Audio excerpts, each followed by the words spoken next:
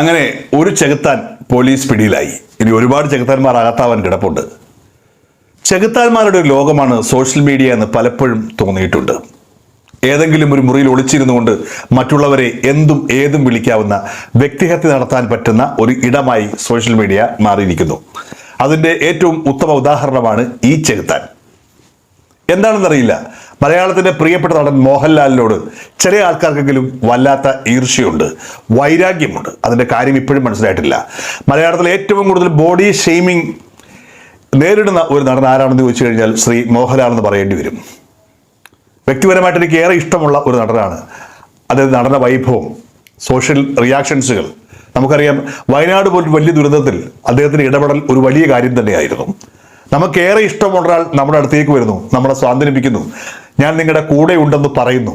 അദ്ദേഹം അത് മാത്രമല്ല ചെയ്യുന്നത്, അദ്ദേഹത്തിൻ്റെ അച്ഛൻ്റെയും അമ്മയുടെയും പേരിലുള്ള വിശ്വശാന്തി ഫൗണ്ടേഷൻ്റെ പേരിലുള്ള 3 കോടി രൂപയുടെ സഹായധനം പ്രഖ്യാപിച്ചു, പണമായിട്ട് കൊടുത്തു, സ്കൂളിൽ നന്നാക്കാമെന്ന് പറഞ്ഞു. അങ്ങനെ ഒരുപാട് കാര്യങ്ങൾ അദ്ദേഹം ചെയ്തു, കാര്യങ്ങൾ അടുത്ത് നിന്ന് മനസ്സിലാക്കി. അതൊരു വലിയ ഇടപെടൽ തന്നെയാണ്. എത്ര ആൾക്കാർക്ക് അങ്ങനെ ചെയ്യാൻ പറ്റിയിട്ടുണ്ട്? ഈ ചെകുത്താനെന്ന് പറഞ്ഞവൻ ആ വഴിക്ക് തിരിഞ്ഞു നോക്കിയിട്ടുണ്ടോ? മറ്റുള്ളവരുടെ കുറ്റങ്ങൾ മാത്രം കണ്ടുപിടിക്കാണ്ടിരിക്കുന്ന, മറ്റുള്ളവരുടെ വ്യക്തിഹത്യ നടത്തി പരാന്ന ഭോജനം നടത്തുന്ന ഇത്തരത്തിലുള്ള ചെകുത്താന്മാരെ പോലീസ് പിടിച്ചാൽ പോരാ. നമുക്കറിയാം, ആ ഒരു കേസ് മാക്സിമം ഒരു ഡിഫാമേഷൻ, വ്യക്തിഹത്യ, അത് അപ്പുറത്തേക്ക് വരികയില്ല, സ്റ്റേഷൻ ജാമ്യം കിട്ടാവുന്ന കേസ് തന്നെയാണ്. അവൻ ഇനിയും പുറത്തേക്ക് ഇറങ്ങും. മാത്രമല്ല, ഇത് അവൻ്റെ ഒരു ബുദ്ധിയാണെന്ന് എനിക്ക് തോന്നുന്നത്. കാരണം അവൻ്റെ റീച്ച് കൂട്ടുവാനുള്ളൊരു പുതിയ മാർഗമാണത്. സ്വാഭാവികമായി ഇന്നലെ മലയാളികൾ കംപ്ലീറ്റ് ചെകുത്താൻ എന്താണ് പറഞ്ഞതെന്ന് അറിയാൻ വേണ്ടി അവൻ്റെ ഈ പറഞ്ഞ ചാനലിൽ കയറിയിട്ടുണ്ടാവും. അപ്പോൾ റീച്ച് അവന് കൂടിക്കൊണ്ടിരിക്കുകയാണ്. മാത്രമല്ല, ഈ പണ്ടാരോ പറഞ്ഞിട്ടുണ്ട്, ഒരു പോലീസ് സ്റ്റേഷനിൽ ഒരു 2-3 പ്രാവശ്യം പേടിച്ചു കഴിഞ്ഞാൽ കയറി കഴിഞ്ഞാൽ നമുക്ക് പേടിയുടെ ആവശ്യമില്ല, പേടി അങ്ങോട്ട് മാറുമെന്ന്. അവനെ സംബന്ധിച്ചിടത്തോളം അവന് മേലും കീഴും നോക്കാനൊന്നുമില്ല, കുടുംബത്തെക്കുറിച്ചുള്ള ചിന്ത വേണ്ട, ഒന്നും വേണ്ട. അവനെ സംബന്ധിച്ചിടത്തോളം അവൻ്റെ കഴിവ് മറ്റുള്ളവരെ കളിയാക്കുക, മറ്റുള്ളവരെ ക്രൂരമായി വ്യക്തിഹത്യ നടത്തുക, അതിനപ്പുറം ഒരു കഴിവുമില്ല. അഭിനയിക്കാനുള്ള കഴിവില്ല, പാടാനുള്ള കഴിവില്ല, പടം വരയ്ക്കാനുള്ള കഴിവില്ല, യാതൊരു കഴിവുകളുമില്ല, ഒരു ലീഡർഷിപ്പ് ക്വാളിറ്റി ഇല്ല. ആകെയുള്ള ഒരു ക്വാളിറ്റി ഈ ഒരു മൊബൈൽ ഫോൺ ഓൺ ചെയ്ത് വെച്ച് 2 പുകയും എടുത്തുകൊണ്ട് ഇവിടെ ഇരുന്ന് ഡയലോഗ് ഇടുക, മറ്റുള്ളവർ വ്യക്തിഹത്യ നടത്തുക. ഇത് മാത്രമാണ് ഇത്തരം വ്യക്തികളുടെ പ്രത്യേകത. ഇതൊരു ചെകുത്താന്മാരല്ല, പല ചെകുത്താന്മാരുണ്ട്.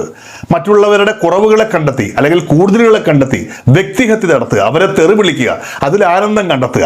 അത് കാണുവാൻ ഒരു വലിയ പ്രേക്ഷകരുണ്ട് താനും. ഇവരുടെയൊക്കെ ഏറ്റവും വലിയ ശക്തി അത് തന്നെയാണ്.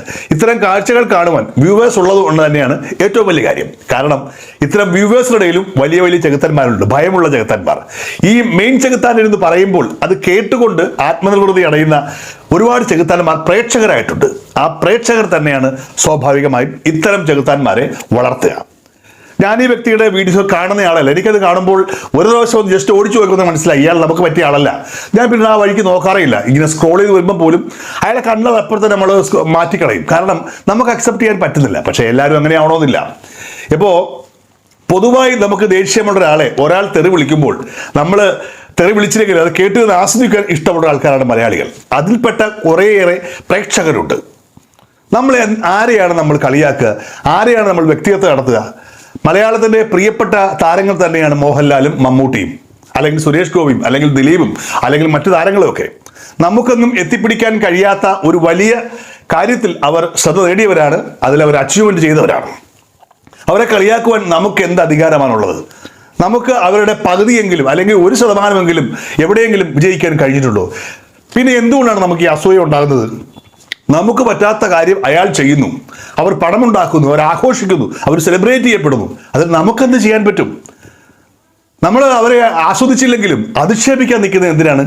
അവിടെയാണ് നമ്മുടെ ഏറ്റവും കടുത്ത സ്വഭാവം, അസൂയ എന്ന സാധനം അവിടെ വർക്ക് ചെയ്യപ്പെടുന്നത്. ചെകുത്താൻ അതിൻ്റെ ഏറ്റവും വലിയ പ്രതിനിധിയാണ്.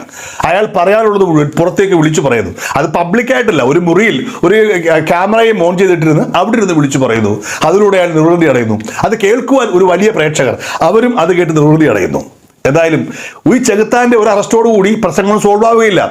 വർദ്ധിത വീരരെ തിരിച്ചു വന്ന് വീണ്ടും അയാൾ തെറി വിളിച്ചുകൊണ്ടിരിക്കും. കാരണം ഇന്ത്യയിലെ നിയമങ്ങൾ അങ്ങനെയൊക്കെ തന്നെയാണ്. ഇതൊക്കെ അത്രയ്ക്ക് ഇത്രയേ ഉള്ളൂ. ചില പ്രിവിലേജുകൾ നമ്മൾ ചിലർക്ക് കൊടുക്കും. ഈ ബിസിനസ്സുകാരനായ ബോച്ചയെ കണ്ടില്ലേ? അയാൾക്ക് ഏത് പെണ്ണുങ്ങളോടും മോശമായി സംസാരിക്കാം, എന്ത് വൃത്തികേടും പറയാം, ദ്വയാർത്ഥ പ്രയോഗങ്ങൾ നടത്താം. കാരണം അത് അയാളുടെ പ്രിവിലേജാണ്. അയാൾ അങ്ങനെയൊക്കെയാണ് എന്നൊരു ഇമേജ് നമ്മൾ അയാൾക്ക് കൊടുത്തിട്ടുണ്ട്. അത് തന്നെയാണ് ഏറ്റവും വലിയ കുഴപ്പം. അയാൾ പണക്കാരനാണ്, അയാൾക്ക് എന്തുമാകാമെന്നൊരു ഭയമുണ്ട്. മറിച്ച് നേരത്തെ പറഞ്ഞ പോലെ വയനാട്ടിലെ ബ്രസ്റ്റ് ഫീഡ് ചെയ്യാന്ന് പറഞ്ഞ പെൺകുട്ടിയോട് മോശമായി പറഞ്ഞവൻ മോശം തന്നെയാണ് പറഞ്ഞത്. പക്ഷേ അവനെ പോയി ഇടിക്കാനുള്ള ചങ്കൂട്ടം നമ്മൾ കാണിച്ചു. അതിനകത്ത് വേറെ കാര്യങ്ങളുണ്ട്. അവൻ തിരിച്ചിടിക്കില്ല എന്നൊരു ധൈര്യം നമുക്കുണ്ടായിരുന്നു. അവൻ ഇടികിട്ടേണ്ട കാര്യം തന്നെയാണ്. പക്ഷേ അവനെ ഇടിക്കുന്നതോടൊപ്പം തന്നെ ഇത്തരത്തിൽ സമൂഹത്തിൽ ഉയർന്നു നിൽക്കുന്നവനായാലും താഴ്ന്നു നിൽക്കുന്നവനായാലും മോശം കാണിച്ചാൽ അവൻ്റെ കരണക്കുറ്റി അടിച്ച് പുകയ്ക്കുവാനുള്ള ധൈര്യം നിങ്ങളിലെ ഈ ക്ഷുഭിത യൗവനങ്ങൾ കാണിക്കണം, അല്ലെങ്കിൽ പറയാനുള്ള ധൈര്യം കാണിക്കണം. അത് അവൻ്റെ പ്രിവിലേജാണ്, അവന് അത് എന്ത് വേണമെങ്കിലും ആകാം. പക്ഷെ നിനക്കതാകാൻ പാടില്ല എന്നുള്ള ഇരട്ടത്താപ്പ് നയം മാറണം. ചെകുത്താന്മാരെ പോലുള്ള ചെകുത്താന്മാർ ഇനിയും അറസ്റ്റ് ചെയ്യപ്പെടട്ടെ. കഴിയുമെങ്കിൽ കരുതൽ തടങ്കലിൽ വെക്കുവാനുള്ള ഒരു നിയമം കൂടെ ഉണ്ടാവട്ടെ. കാരണം ഇവരൊരു സോഷ്യൽ നോയ്സൻസ് ആണ്.